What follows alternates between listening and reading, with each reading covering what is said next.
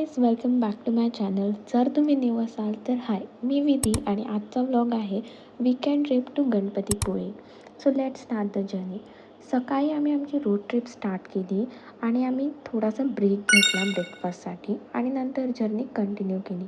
Bye the way, जर तुम्हाला असे ट्रॅव्हल व्लॉग्स आवडत असतील तर don't forget to subscribe.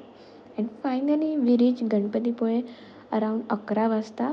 But honestly तिथे खूपच गर्दी होती. लाईक सगळेच लोक विकेंडला बाहेर पडले होते असं वाटत होतं. सगळीकडे फुल रश होता.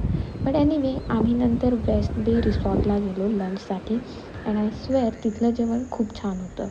नंतर आम्ही डिसाईड करत होतो की इथेच राहायचं की रत्नागिरीला जायचं.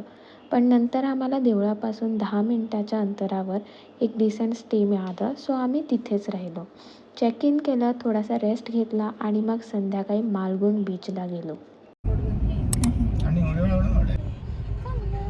जर तुम्ही मालगुंडला जातात तर तुम्हाला तिथे पॅरामोटरिंग करायला मिळेल. ते दिसायला खूपच छान वाटत होतं आणि आम्ही नारळाचं पाणी घेतलं आणि नंतर आम्ही बीचवर निवांतपणे चाललो.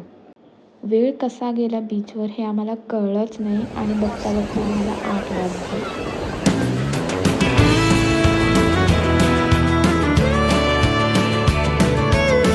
रात्री पुन्हा त्याच रिसॉर्टला गेलो आम्ही डिनरसाठी आणि असा आमचा डे 1 संपला. Good morning guys. It's 5:30 AM.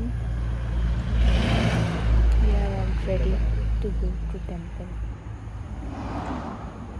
दुसऱ्या दिवशी आम्ही सकाळी 5 वाजता उठलो आणि तयार होऊन मंदिरात दर्शनासाठी गेलो.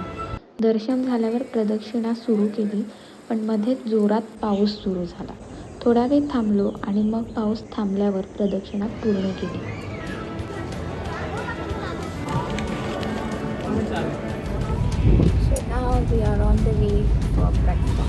नंतर पुन्हा त्याच रिसॉर्टमध्ये आम्ही ब्रेकफास्टसाठी पण गेलो, कारण तिथलं फूड खूप आवडलं होतं सगळ्यांना.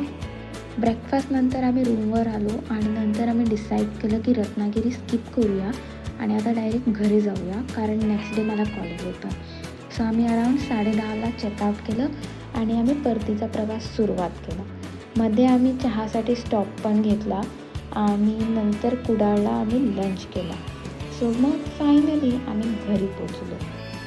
तर असा होता आमचा गणपतीपुळ्याचा वीकेंड. जर तुम्हाला असं कंटेंट आवडत असेल तर मेक शुअर यू सबस्क्राईब.